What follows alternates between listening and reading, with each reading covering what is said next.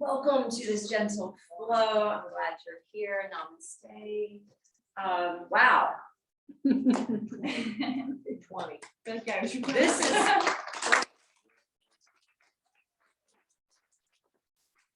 amazing. I haven't had this full of a class since the pandemic started. It's been a hard couple years. I mean, it's been classes with 2, 3, 4, 5 people. So it warms my heart to see this. You have no idea.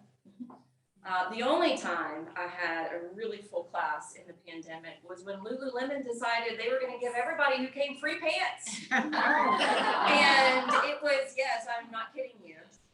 It was in December of 2020, and we were capped at 15 in the studio, and we had 14 or 15 online. And I didn't know whether to be excited or offended. I'm like, how am I supposed to take this?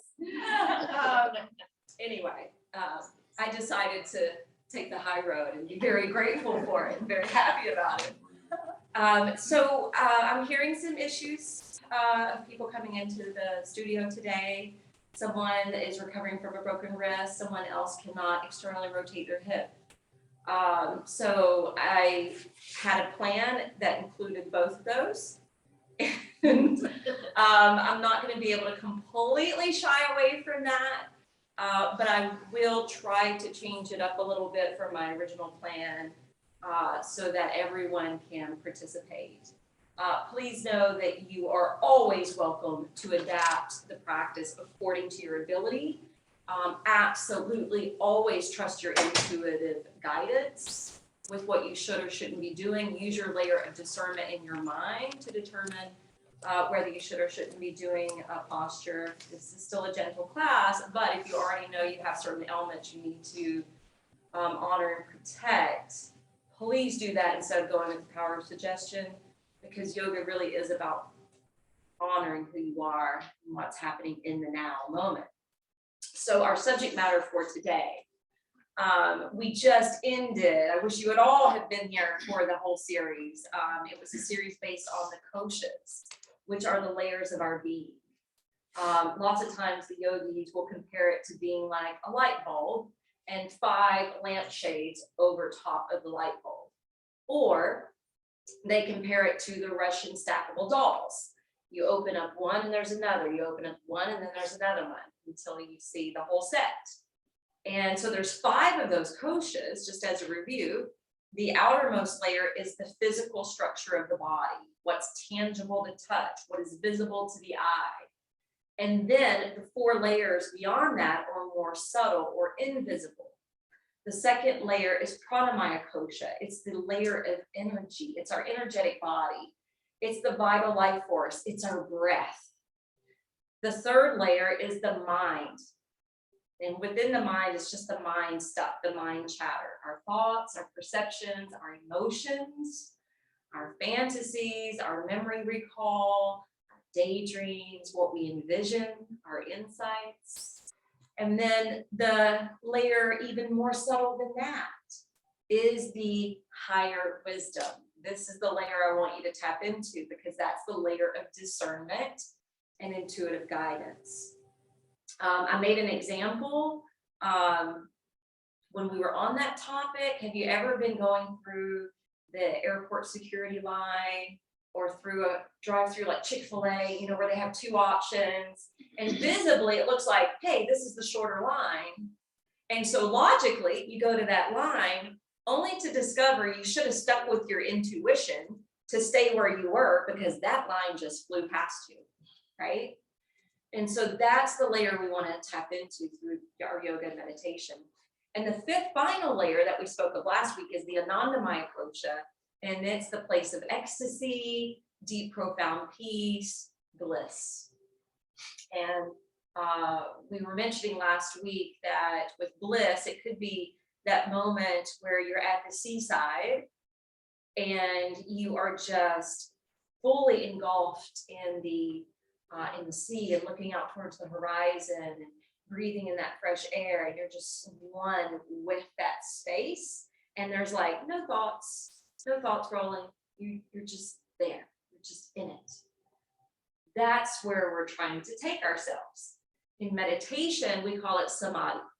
Samadhi is that place where we feel like, yes, we have arrived. We are in that place of bliss. But even in that layer where we're fully content, there's one more layer to go. And within that layer is the soul. And that's the true essence or the higher self. And that's the aim or the goal of yoga, is to reconnect to this peace. That is who you really are.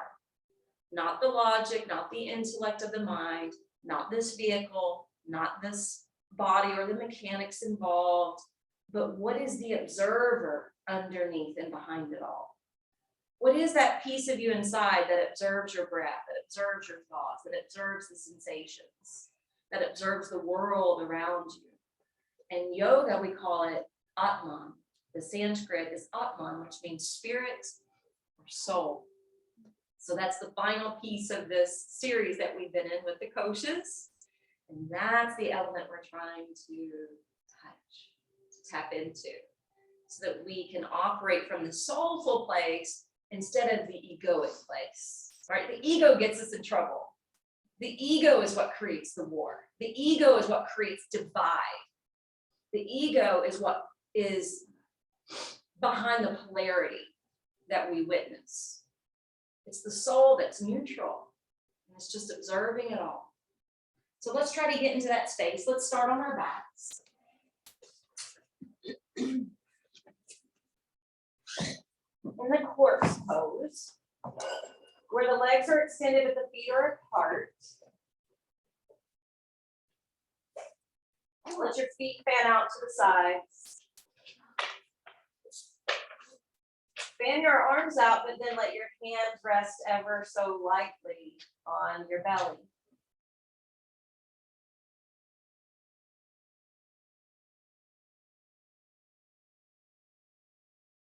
And at first, just notice your body touching the ground.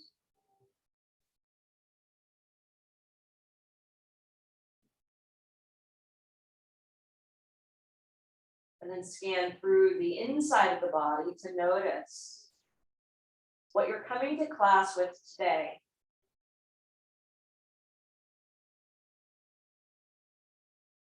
Are there any areas jumping out at you? Are you feeling any sensation, aches or pains?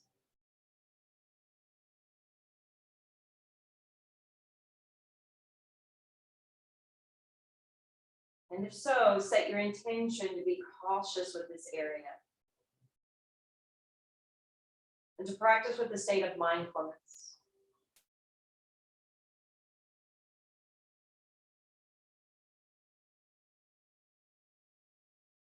Now come back to the surface of the body where your hands are currently placed.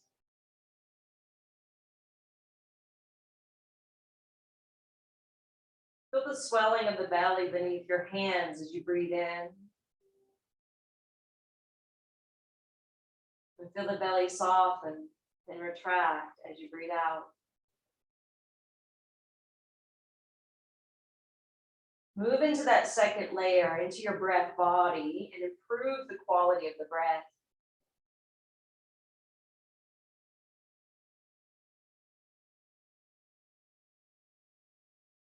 As you open up that channel of oxygen into your lungs, also open up the escape route for the toxins that are departing from the lungs.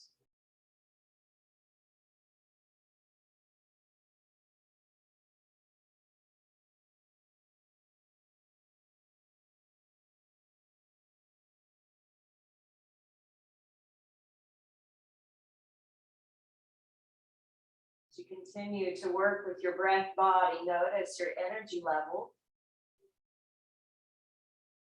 You had a new moon over the weekend that could have depleted you energetically. You may have felt like you needed a nap or more sleep, or maybe just needing to slow down.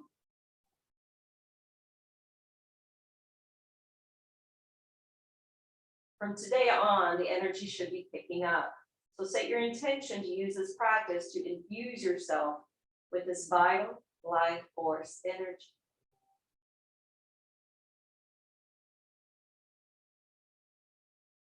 On your next in-breath, I want you to lift the arms and sway them overhead like an X or a Y shape overhead. Notice when you sway the arms overhead how it may have created more of a sway in the low back, exaggerating that curve in the low part of your spine. Notice how it may have opened up the cavity of your chest that is so often sunken in.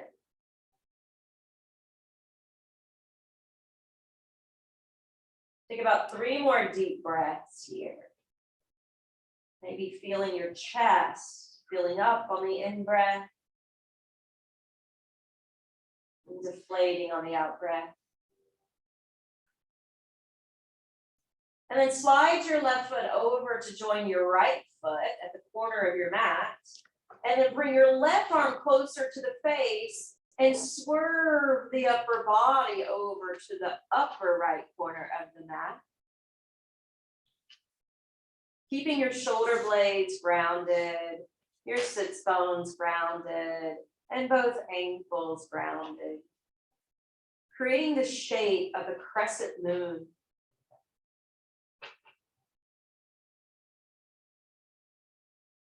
This is actually a yin pose. That's called banana asana.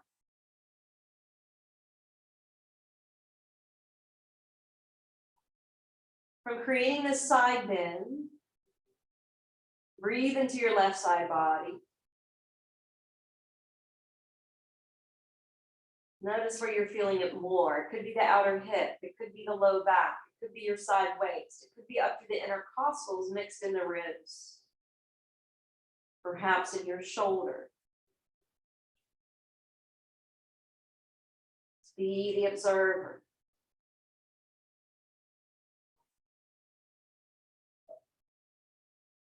And then see if that inner observation can go beyond sensation, beyond the breath. Diminishing the thoughts, letting them roll by like clouds in the sky.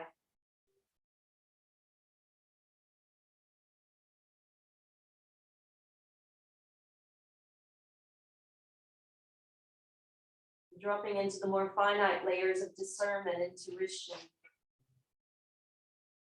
contentment, and bliss.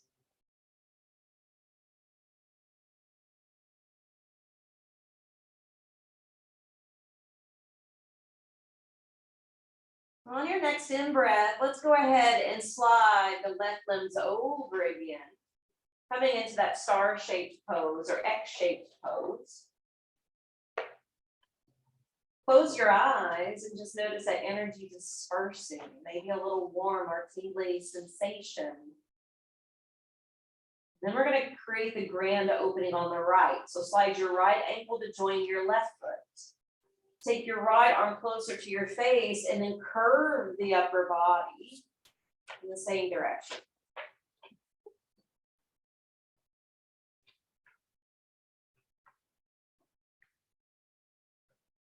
So I don't know if you ever take a stroll in your neighborhood after dinner, but last night we did that. We broke away from the Grammys to go take a walk, and there was just this slight little sliver of the moon in the sky.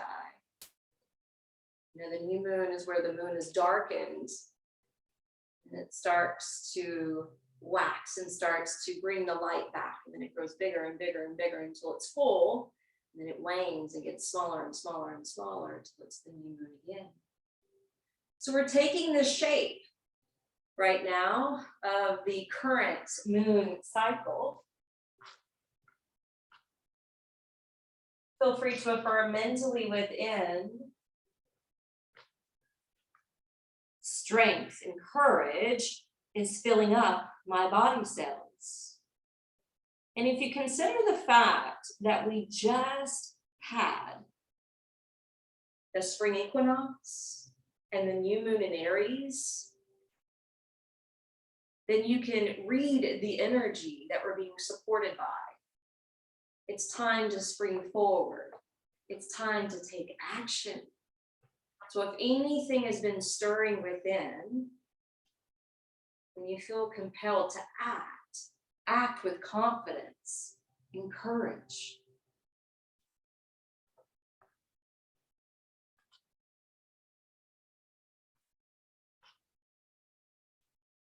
Strength and courage fills up my body cells. Now on your next inhale, let's slide back into that X-shaped formation.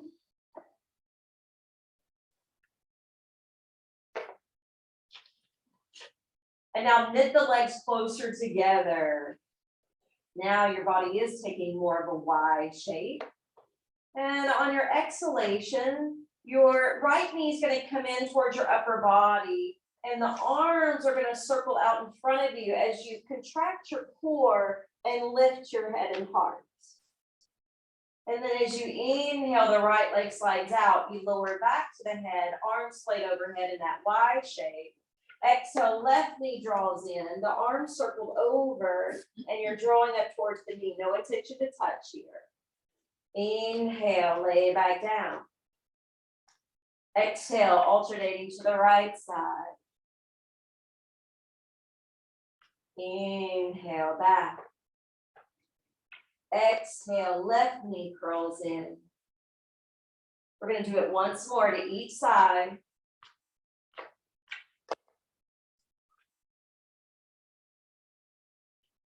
Pause at the top, because there is this little break in between the inhale and exhale, and in between each singular breath. Now, on your next exhale, you're going to take a hold of your knees. Apanasana, wind release pose. And you know your body better than anyone. Continue to use that layer of discernment. This pose is great for lengthening the low back, lubricating the hip joints, and helping to remove any excess air from our digestive tract. It helps with abdominal pain and pressure. It can be soothing. It can be very soothing not only to the belly, but to the back, especially if you're out in the evening, you know, wearing your high heel shoes. You come back, you may want to take this pose. All right, let's move into Ananda Balasana, blissful baby. The feet are going to face the ceiling. Your knees are going to splay open. You can take a hold of your shins and gently pull the legs down. You can also tag a hold of your feet and gently pull the feet down, which lowers the knees, which activates the hips.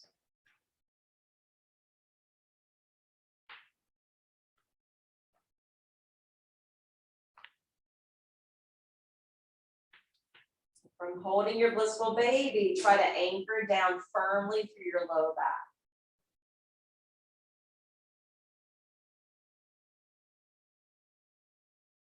Keep the breath rolling in and out through your nose.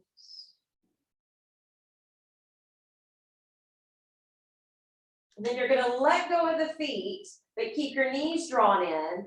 Bring your elbows inside the knees. Flex your wrists and have the hands facing the ceiling.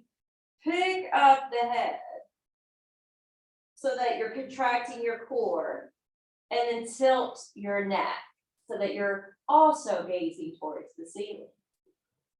So this is a crow pose from a supine position. This is the easiest and gentlest way to do this pose. This is typically an arm balance for all the weights on the wrists. But at least we're getting the core work, and we're getting some flexion in the ankles and hands, as well as the hip opening. Now, as you exhale, lay the head back down, draw the knees back close together, and descend the feet comfortably to the floor. Bring your hands down beside your hips. And as you inhale, tuck the tailbone and lift thighs, hips, abdomen, and chest. Power down through the mounds of the big toes so that your knees stay narrow, your thighs stay parallel. And you're pressing down through the feet so that you fire up your hamstrings and contract in your glutes. Your buttocks should feel as though it's squeezing.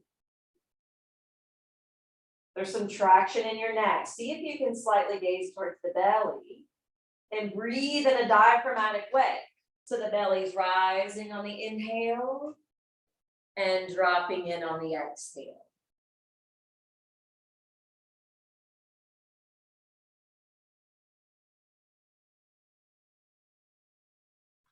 Good, hold it for 3 more breaths.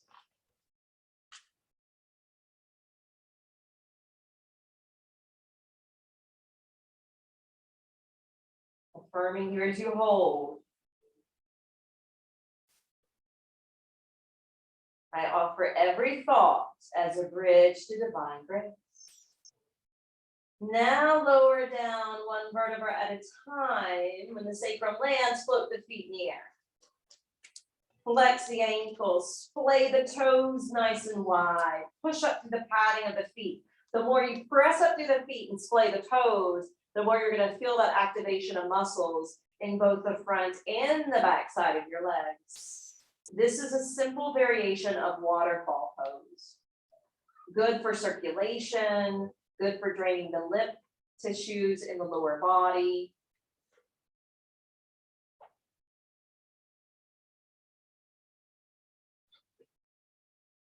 We're going to hold for just a couple more breaths.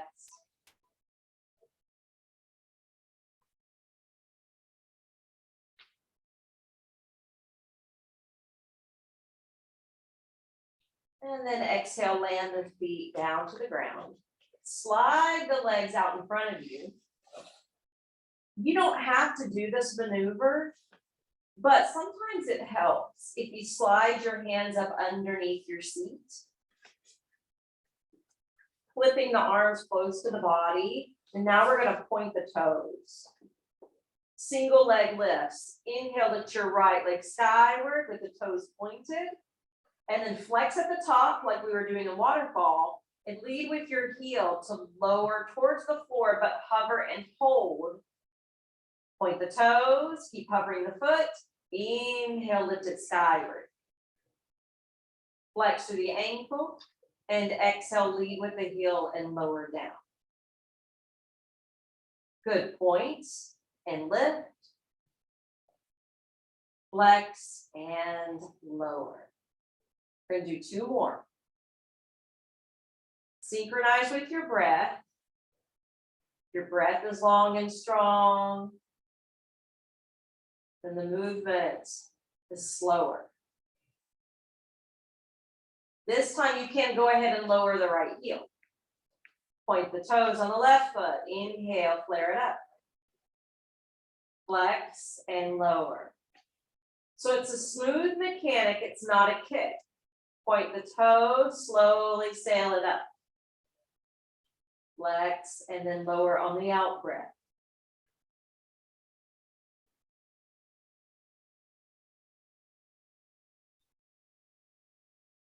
Fifth and final one.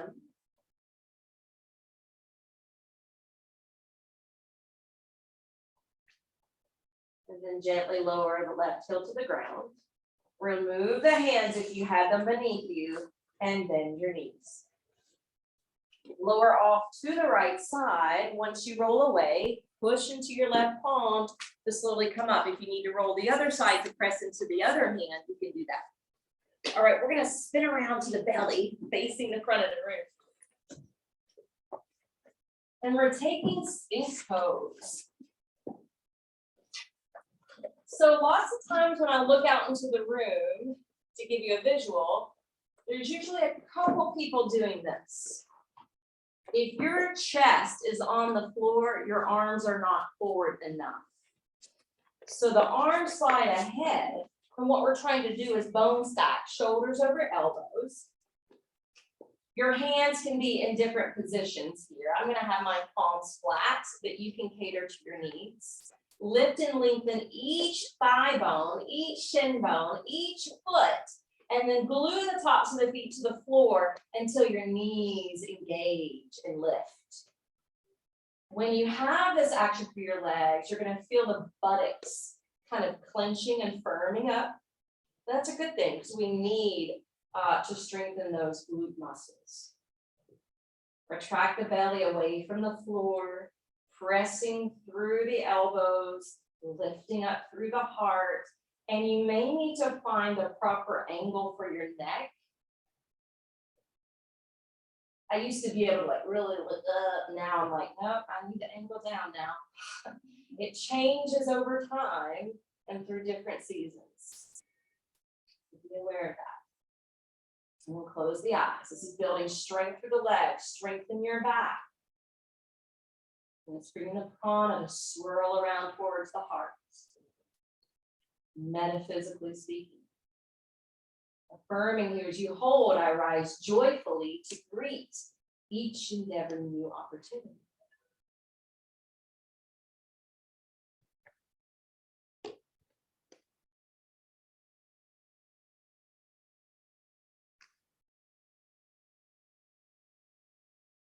One more breath. All right, now we're going to tuck the toes under and see if it's possible to elevate the pelvis, the thighs off the ground into a forearm plank. I know this is not very easy.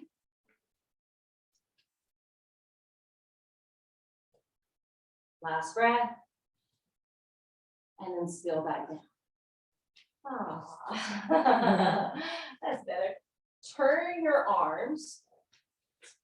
So the forearms are crossed in front of you like this. You guys over here. Have your, well, it doesn't matter which arm's in front. So just, look down and see which arm you have out in front. Because we're going to slip and slide and walk the hands across the direction they're facing. Yep. And the arms are going to be crossed at the collarbone area, in between your chest and chin, and then just let your chin rest on the arm. Separate your feet and give just a slight wiggle to the hips in case you're gripping in your low back. So let the lower body relax. Let your head hang, close your eyes.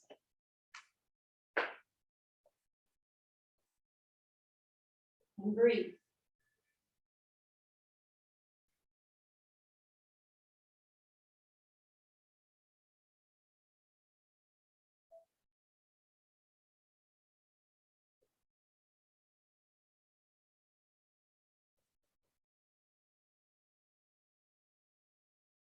This is more of a yin pose, and if you were in a true yin class, you'd be holding this probably 3 to 5 minutes.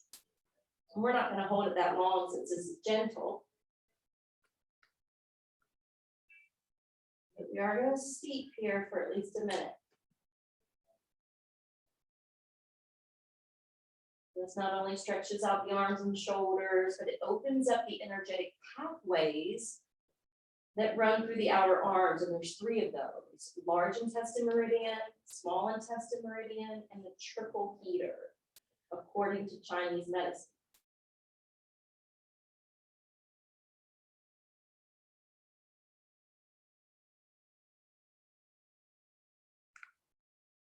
All right, exhale, slide your arms back, crisscross the other way, pop up a moment, and then slide them through.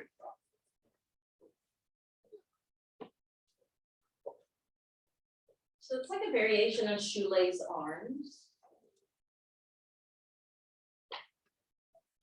Threading one way may feel really natural, and maybe feel really good.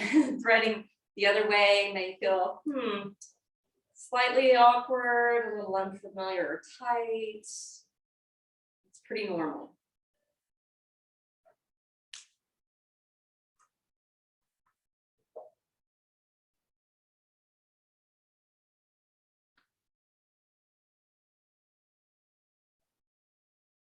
Notice if you're gripping in the low back or in the buttocks. If you are, give that little shimmy there.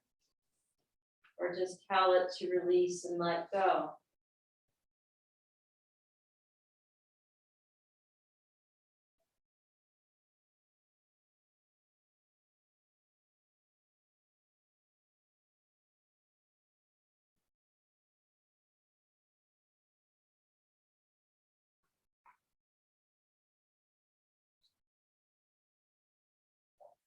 Continue with that diaphragmatic breathing, even though you're belly down. This pressure and this breath work will be ideal for helping digestion.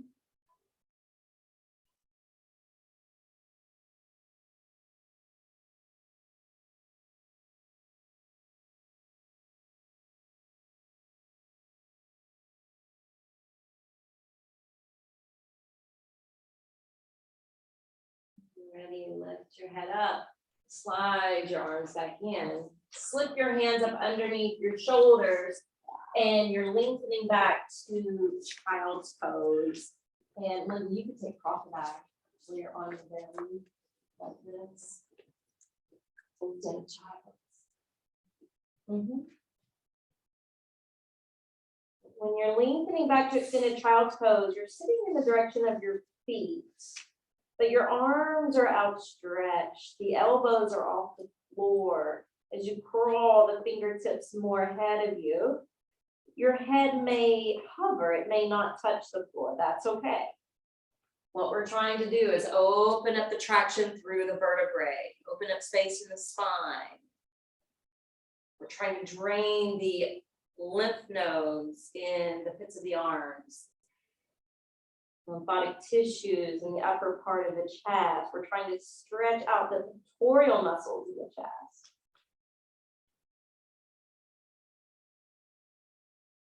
So affirming here as you hold. Then our prayers for all of mankind to live in harmony and in peace.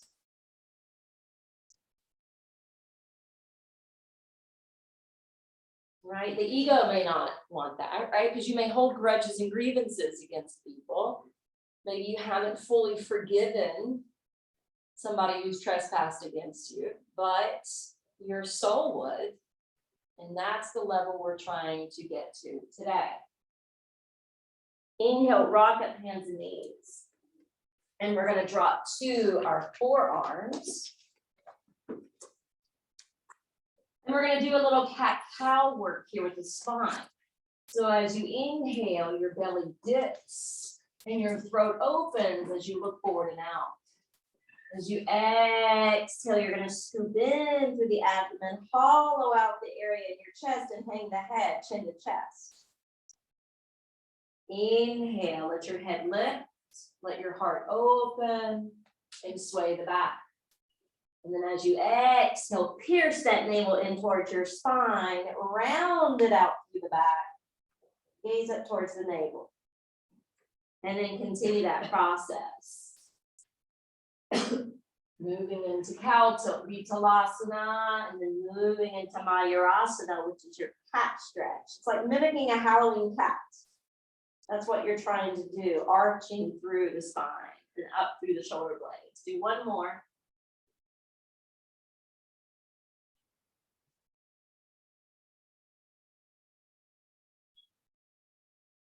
And then inhale, neutralize the back. We are going to have to come on to the hands right now.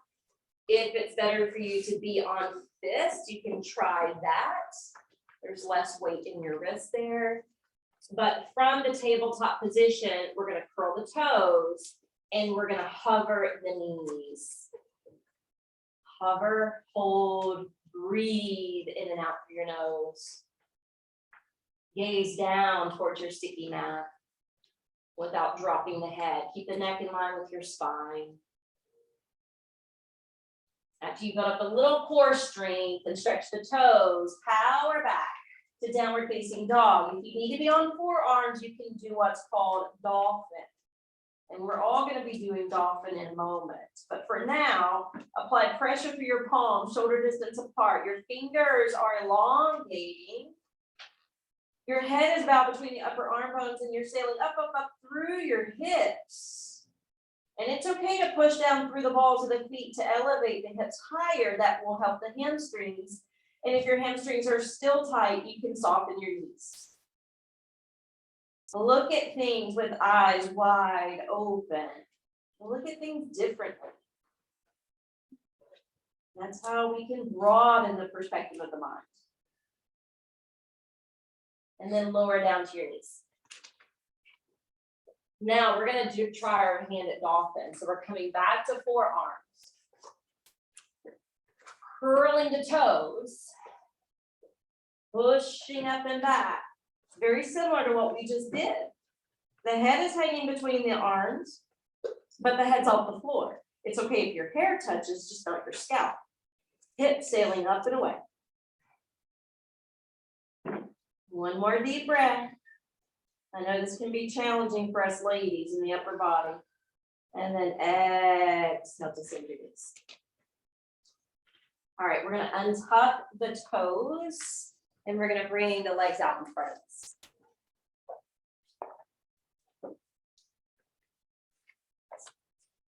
The feet are gonna be open, a little bit wider, and the hands are gonna attach to the shins. All right, on the in-breath, we're bringing the heart to blossom through the knees, and we're opening up the throat by elevating the chin. And then as we exhale, we're rounding it back. Cat stretch. Inhale. Heart's gonna bloom through the knees, throat opens, gaze up. Exhale, round it back, straighten your arms, looking down. Do this twice more. I read an article a couple years ago and it said the more flexible you are in your upper body, the better functioning of the inner organs.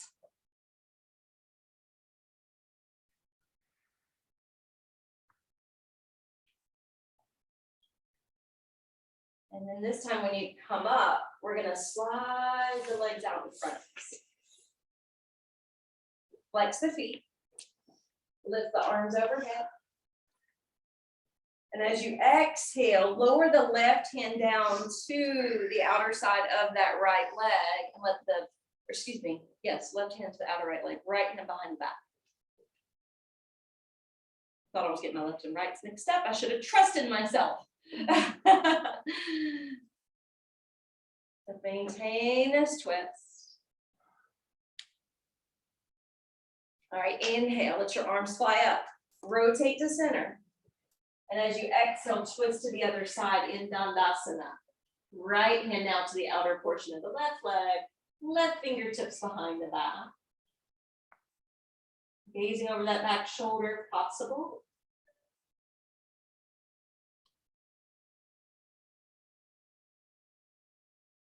All right, inhale, draw up. Turn to face the front. Now this time, exhale, you're gonna pour over the legs.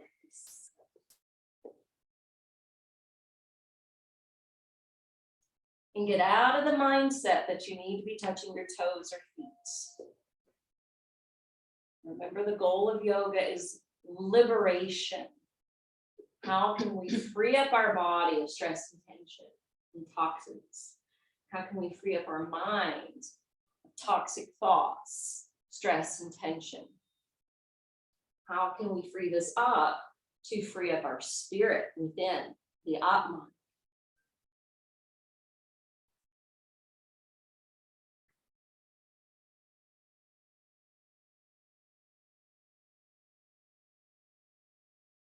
Paschimottanasana, affirming as you hold. I am safe, I am sound, and good things come to me and give me peace. Inhale, bring the torso up, arms up. And then exhale, lower the arms. All right, we're gonna come up to stand. So if you want to try to come up the Kundalini way, this was also on BBC one time. They didn't talk about yoga, but they were talking about this shows how well or how not so well you're gonna age, okay? If you can push through the edges of the feet and come up without your hands. Yeah, but I was thinking about you with that one, not using your hands. All right, stand at the top of the mat, press close. Yes, I've actually known how to, I learned that probably in my beginning stages of yoga. So I try to do it every now and again. Just think about remember the commercial, I fell and I can't get up. Yeah. We need to learn multiple ways of how to get up. Okay. All right, standing on your own 2 feet here. Look down and make sure your toes are lined up, toes point straight ahead. Now we're gonna fly the arms up alongside the ears, what we call Urdhva Hastasana. You're drilling your feet down into the floor. You really, and it took me a couple years to even figure out, how do I do that? But once you keep, where there's a will, there's a way. So if you keep hearing that instruction, eventually you're gonna feel it. You're gonna go, aha, that's the ticket. Because when you drill the feet down, that's gonna really align the lower body and activate the lower body. And with the arms up, that's gonna activate a natural belly lock here, which also lifts the pelvic floor. That's what we call bandhas.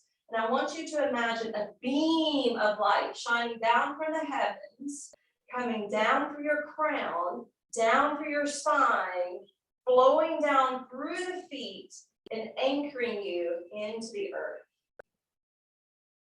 You will want to use that exercise, that mental vision, as often as possible through this month. It's going to be a very active month. All right, exhale, your hands can come together and you can fold into what we call Uttanasana. Inhale, slide your hands up your shins or thighs, lengthen out through the spine, shoulders roll back from the face. Exhale, pour down. Inhale, reach your arms in front of you today. Come all the way up. Imagine that beam of light. Exhale, hands to heart, and come forward. Uttanasana. Separate the hands when you release your neck. Affirming here as you hold, nothing and no one on this earth can hold me down or back for fulfilling my mission, my purpose in life. Inhale, halfway up. Ardha Uttanasana.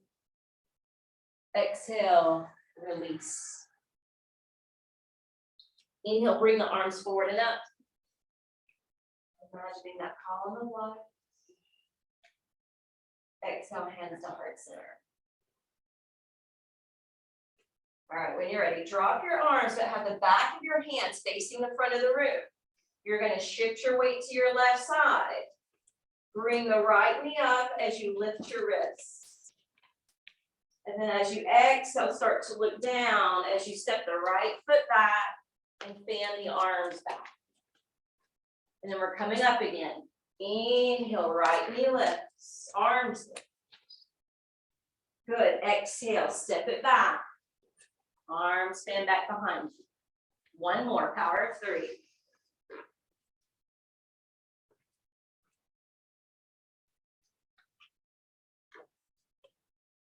And then step the right foot up to join the left.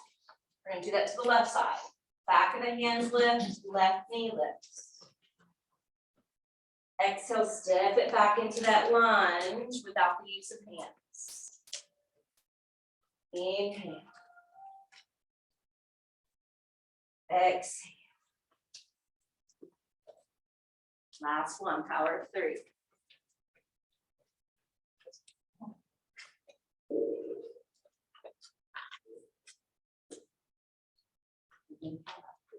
I felt a little wobbly on that second side too.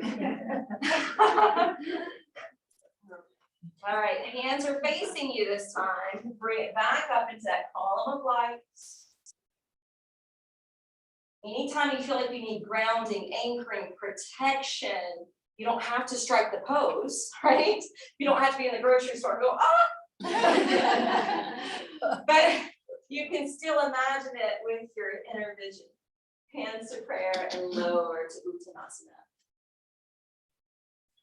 Inhale, pop up halfway. Exhale, release again. Beautiful. Inhale, plank. If you need that forearm plank, you can take that instead. Hold and breathe. Building some strength in the upper body, in the core and the quads. Because the quads are hugging in close to the thigh bone. And then exhale, land your knees. You're gonna lower your left forearm across in front of you, with your right hand back. And you can be on the fist. We're pushing down through that left arm to keep the head up. And we're turning to gaze over the right shoulder as we lengthen the right leg back behind us. And we're spreading the toes, reaching through the padding of the foot. Good. As you exhale, you're going to bend the knee, keep it held pretty high, and you're going to bring it in towards the outside of your right arm. You got it. Inhale, lift and extend it back. Good. Exhale, draw it in. 3 more. Nice and slow, slow and steady. Slow, steady breath, slow, steady movement.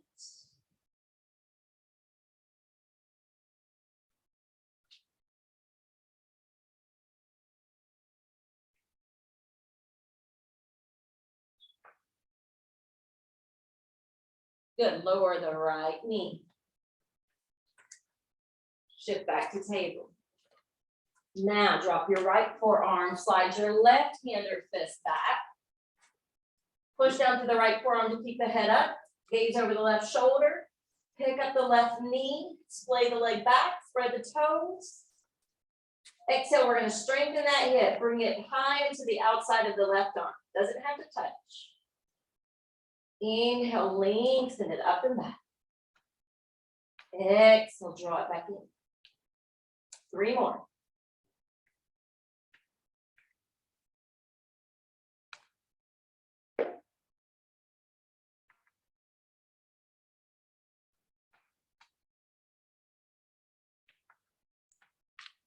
When you complete that set, you can bring the knee down. Okay, I'm going to test something really quick. Yes, okay, you can do this from forearms. So you can stay on your forearms. Otherwise, come to hands and knees. All right, lengthen your right leg back behind you. Okay, there's 2 ways of doing this. I'm going to do it this first way just because, I don't know, I'm still catering to one of my SI joints. So this way, the leg is in line with your hip. Your core stays pretty engaged instead of flopping down. And then you contract and curl in, nose towards knee. The other variation is to lift the head and the foot higher than the hip. And then contract and curl in. So you can do it the second way, but I'm going to do it the first way.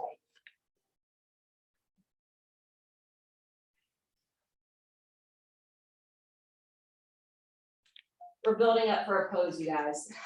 I don't know if you can tell.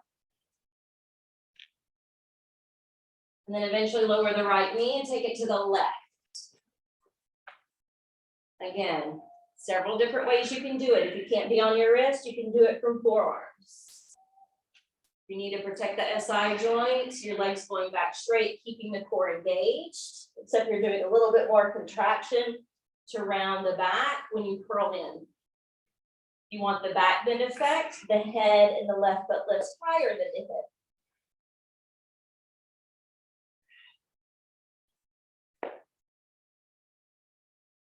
And then release. Okay, we're coming back down to the front of the thighs. Left arm, forearm is down, and you're rolling to your left side. We're going to step the right foot over. So the foot's flat. And we use the feet and the arm to lift the left hip. And you can sail the right arm skyward. Use the outer edge of that left foot. Use the sole of your right foot. Use that left forearm to lift. Breathe.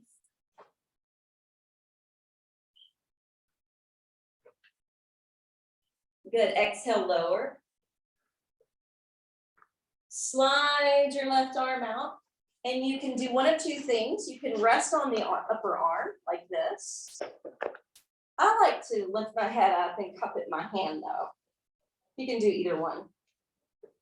And then we're going to sail the right leg up. You can use your right hand in front of your belly for balance. Activate the foot.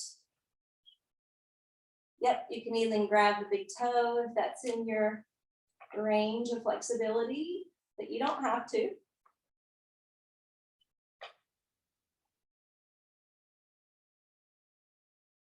Notice how you may even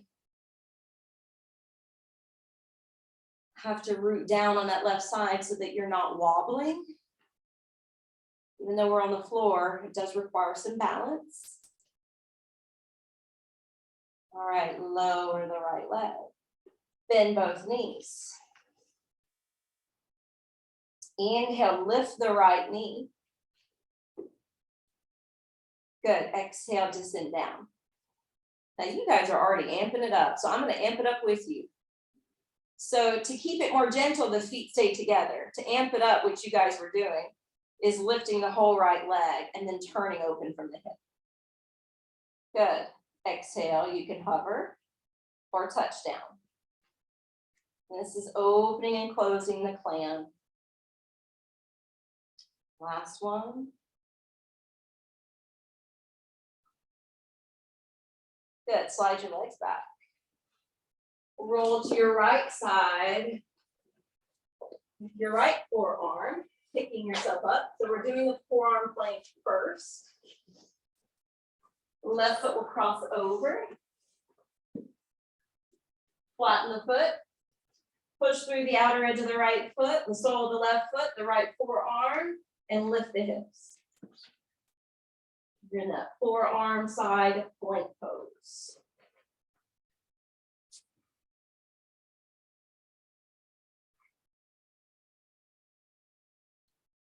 One last breath.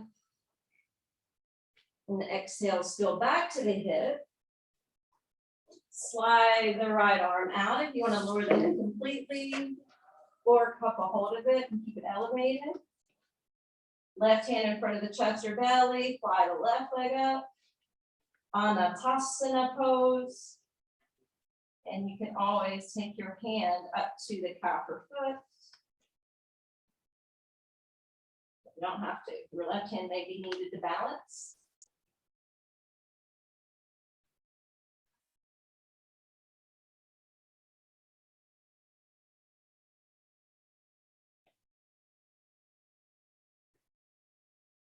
Good. Exhale, lower the left. Bend both knees. Going into the clam. Keeping it more gentle with the feet touching and just lifting the left knee. And exhale, close. Or advancing it by hovering the top leg. Turning open from the hip. And then lowering it down. Do that a few more rounds. Am I having a hot flash? Or is it just super hot? Okay. It's just me, I can't tell anymore. All right, roll back to your belly. Once you complete that. And once you come to your belly, bring your hands up underneath your shoulders and you can press up to sit. All right, so we were building up for a pose. I had to change up my plan. So I was doing a few things on the fly, but regardless, we were trying to build up for this pose. You may look at this and go, really? And that's okay if you don't want to try it. But you know, crow pose is a more advanced arm balance. So crow pose is where the hands are shoulder distance apart. You create this shelf for the arms in order to stack the knees. You find the fulcrum of balance and you point your toes and kind of lift. Well, there's something called a baby crow. And I thought, since it was gentle, we could try the baby crow. And the baby crow actually is on forearms. It looks similar, but the thing is, it's less scary because, you know, when you're, first of all, when you're kind of hovering that way and then going forward with your face, the first time I ever did crow, I actually fell on my face. Right? That's a little scary. But here, you're so close to the ground, it like diminishes the fear. So you do have to contract the belly, which is why we were working on core strength today. It does require some flexion in the hip, which is why we were working on flexion at the hip. And it requires some upper body strength from forearms, which is why we worked on those poses. So it looks like this. Now, before I go into that one, I want you to see how you can't keep the shoulders over the wrist here. Some of those alignment cues that we do in other poses go away with certain poses. So for this one, see, the shoulders have to go over in order to find the fulcrum of balance. In baby crow, it's the same concept. The shoulders are not going to stay over the elbows like it does in Sphinx and forearm plank and well, dolphin, you kind of go back a little bit more. We're going to crank over that. So it looks like this. Sphinx arms. Cranking the shoulders beyond the elbows. Tuck the toes to crawl in, to stack the knees in order to shift and float the feet up. And then you softly just come back down. Want to try it? Want to try it? Demonstrate it again.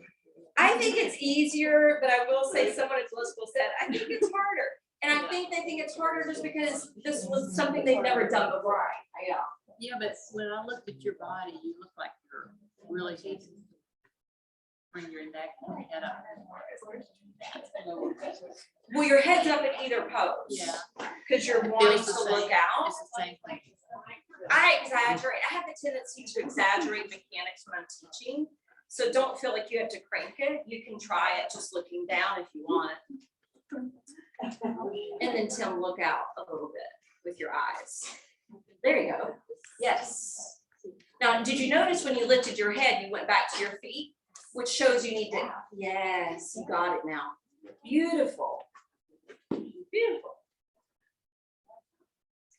And it's awkward to have the knees on the arms. Wow, that's strong. That's really good.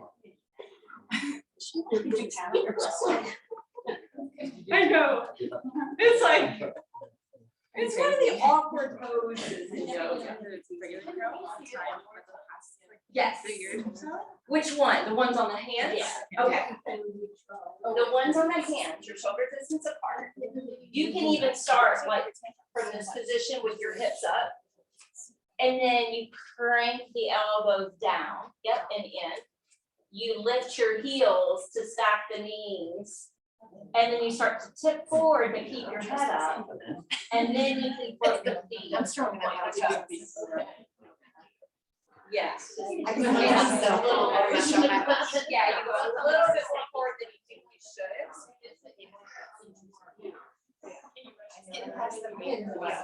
You don't think it is. She thought it's harder.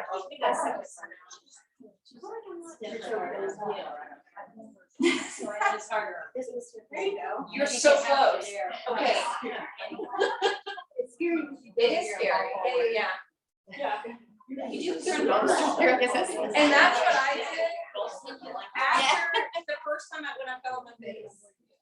I started putting a bolster underneath me until I figured it out. Yes, because then you have a soft base. Okay, that's my dog.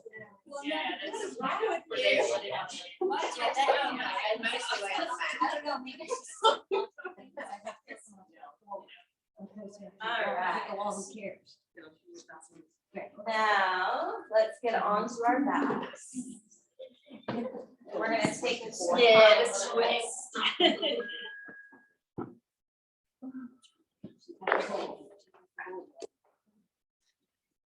So once you tuck the knees in, your arms can splay open and your knees can fall off to the left side.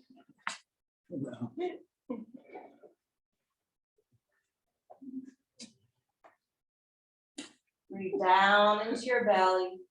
Breathe up into your heart.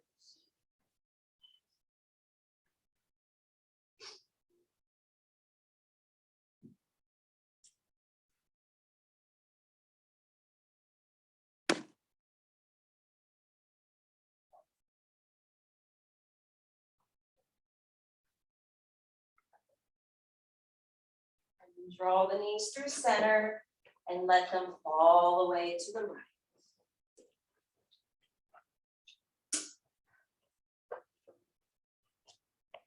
Breathe down into your belly and breathe up into your heart.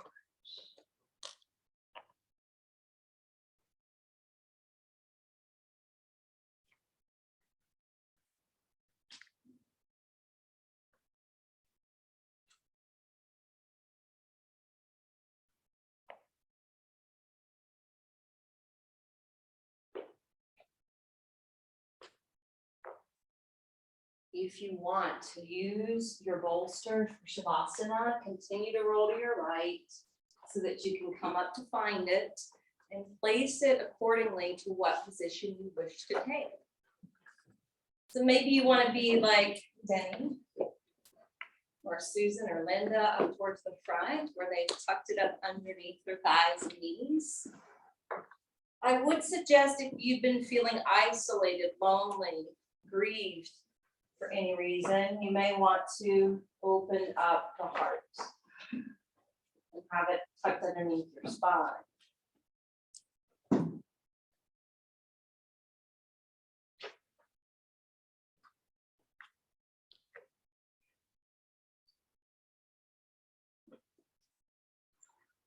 Yeah. Once you get in that just right position, I'm going to change off the music.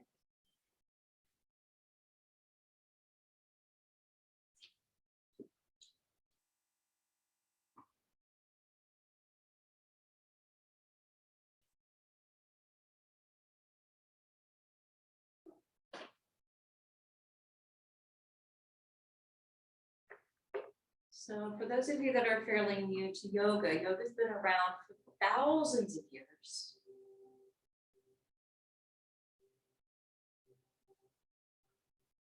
Before the asanas and the movement was included, it was sitting in meditation or sitting and doing breath work or sitting and just doing the self-inquiry.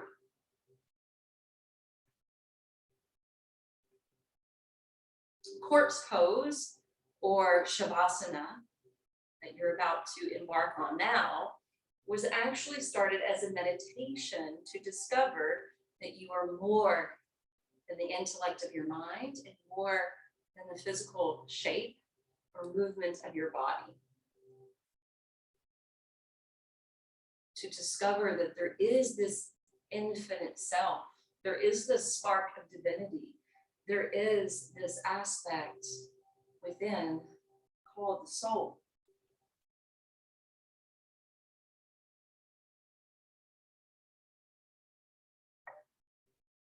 The yogic philosophy takes from several different books, the Vedas, the Upanishads, Patanjali's Yoga Sutras, and the Sri Bhagavad Gita.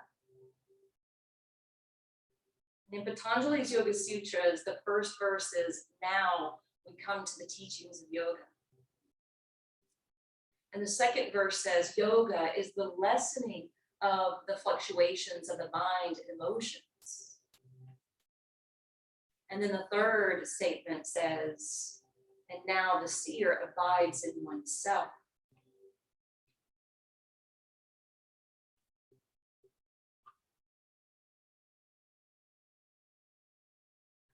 So I want you to become the observer of all the inner workings of the mind and the body, but also moving beyond those inner workings to recognize there is something else behind it. And that's the inner witness, that is your soul. So bear witness to your breath coming and going, bear witness to the thoughts as they arise and depart. Or even the part of you that hears and listens to the music. Just take it in.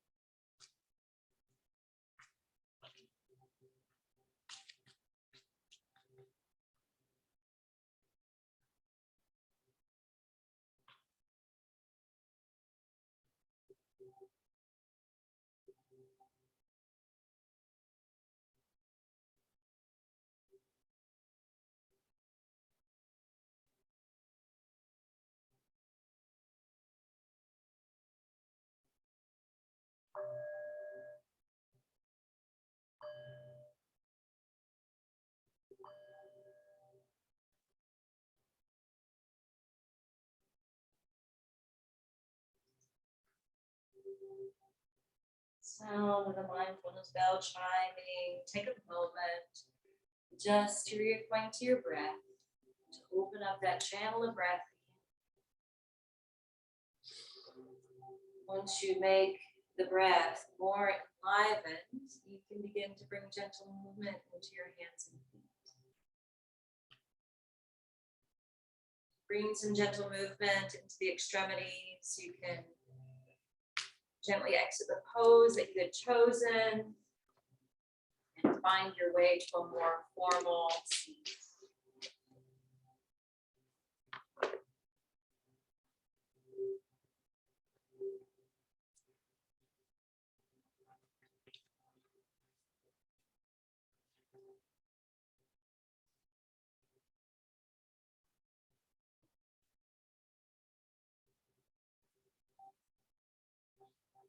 Sitting upright with the eyes closed. With your heart wide open.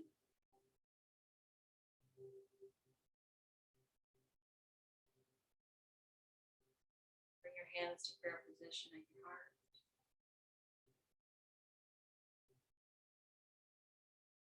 And we all walk away from this practice being more tuned in to our true and higher self, our soul.